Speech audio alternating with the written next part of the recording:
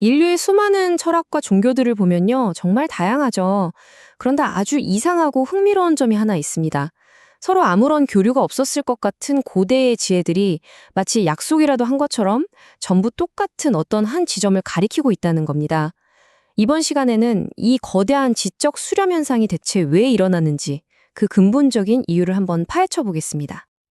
네, 바로 이 질문에서 모든 것이 시작됩니다. 어떻게 수천 년의 시간과 수만 킬로미터의 거리를 뛰어넘어서 고대 사상가들이 이렇게나 비슷한 결론에 도달할 수 있었을까요? 이건 단순한 우연일까요?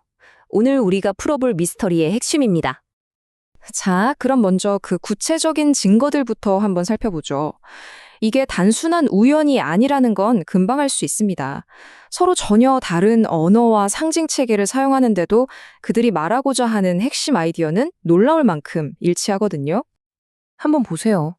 불교의 공에서부터 도교의 무, 심지어는 현대 물리학의 잠재성이라는 개념까지 이 모든 것들이 가리키는 방향은 단 하나입니다.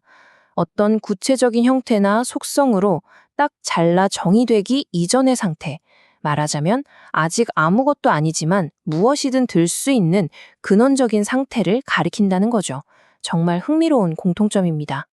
그럼 도대체 왜 이런 현상이 나타나는 걸까요?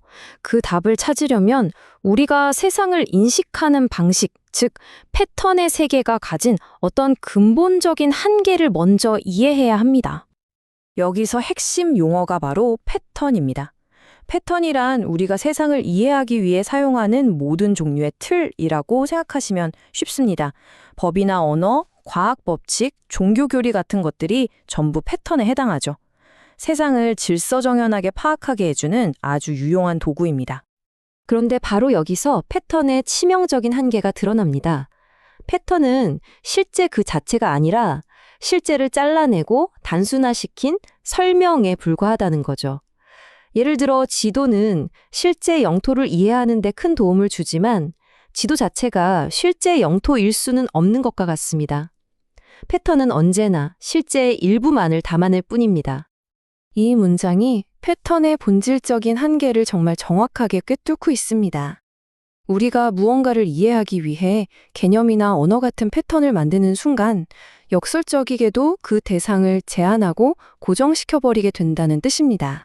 자, 그렇다면 인류의 위대한 지적 전통들은 이 한계를 어떻게 다루었을까요? 흥미로운 점은 이 전통들이 모두 저마다의 패턴, 즉 교리를 만들면서도 동시에 그 패턴의 한계를 넘어서려는 노력을 보여준다는 겁니다. 불교를 예로 들어보죠. 불교는 우리가 어떤 개념, 예를 들어 나라던가 진리라는 패턴을 만드는 순간 거기에 집착하게 되고 그게 바로 고통의 원인이 된다고 봅니다. 그 개념이 아무리 좋은 것이라 해도 말이죠. 그래서 불교가 내놓은 해법은 이 모든 고정된 형상, 모든 패턴을 해체해서 공이라는 상태를 가리키는 겁니다. 여기서 공이란 텅 비어 아무것도 없다는 뜻이 아닙니다. 오히려 그 어떤 패턴으로도 규정되지 않은 순수한 가능성 자체의 상태를 의미하는 거죠. 도교는 이 모든 논의를 단 하나의 문장으로 완벽하게 압축해냅니다.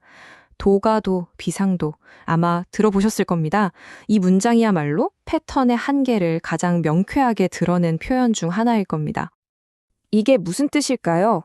도라는 역동적인 실제에 도라는 이름을 붙이고 정의하는 순간 그건 이미 본래 살아있는 도가 아니라는 겁니다. 이름, 즉 패턴은 흐르는 강물을 찍은 사진과 같습니다. 사진은 강을 담고 있지만 강의 흐름 자체는 담지 못하죠. 이런 통찰은 기독교 전통에서도 발견됩니다. 태초에 말씀이 있었다는 유명한 구절이 있죠. 이 말은 논리적으로 말씀이라는 패턴이 존재하기 이전, 즉 아주 분화되지 않은 침묵과 잠재성의 상태가 있었음을 전제합니다. 자, 이 표를 보시면 지금까지의 내용이 한눈에 정리됩니다. 불교의 공, 도교의 무, 기독교의 침묵.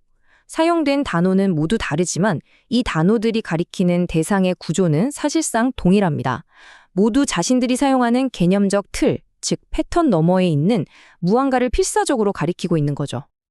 그럼 이제 처음의 질문으로 돌아가 보겠습니다. 왜 모든 길은 한 곳으로 통하는 것처럼 보일까요? 이건 단순히 몇몇 사상가들의 신비주의적인 취향 때문이 아닙니다. 오히려 지극히 논리적이고 철학적인 필연의 결과입니다. 한번 이렇게 생각해 보시죠.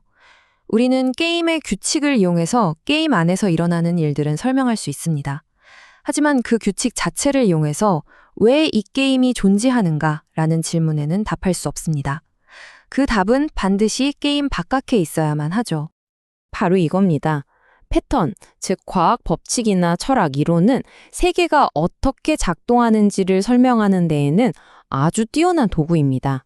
하지만 왜 그런 법칙이 존재하고 왜 우리가 패턴으로 이해할 수 있는 세계가 존재하는지에 대해서는 아무런 답도 주지 못합니다. 그렇기 때문에 논리적으로 따져보면 모든 패턴이 생겨날 수 있는 가능성의 원천, 즉 패턴 이전의 상태야말로 가장 근원적인 실제일 수밖에 없다는 결론에 이르게 됩니다. 다른 모든 것을 존재하게 만드는 궁극적인 조건이니까요. 이것이 바로 존재론적 필연성입니다. 이제 마지막으로 이 모든 논의를 정리해 보겠습니다. 이 관점은 우리가 지식과 세계를 이해하는 방식에 대해 아주 중요한 시사점을 던져줍니다. 결국 우리는 두 가지 차원의 설명을 구분해야 합니다. 첫 번째는 패턴을 통해 세계 내부의 현상을 설명하는 것이고, 두 번째는 그 설명이라는 행위 자체가 가능하도록 만드는 근원적인 조건, 즉 패턴 이전의 상태를 탐구하는 것입니다. 이렇게 보면 우리가 처음에 살펴봤던 그 다양한 용어들, 도, 무, 공 같은 것들은 결국 서로 다른 개념이 아니었던 셈입니다. 하나의 근원적인 상태가 가진 여러 측면, 예를 들면 흐름, 열림, 고정되지 않음 같은 속성들을 각자의 언어로 표현한 것이라고 볼 수 있는 거죠. 그리고 이 모든 논의는 우리에게 마지막으로 이런 도발적인 질문 하나를 남깁니다. 우리가 세계를 이해하기 위해 꼭 필요하다고 생각하는 이 패턴이라는 틀 자체가 실은 우리의 인식을 도와주는 동시에 우리의 인식을 가두는 감옥이 되고 있는 것은 아닐까요? 한 번쯤 깊이 생각해 볼 만한 질문입니다.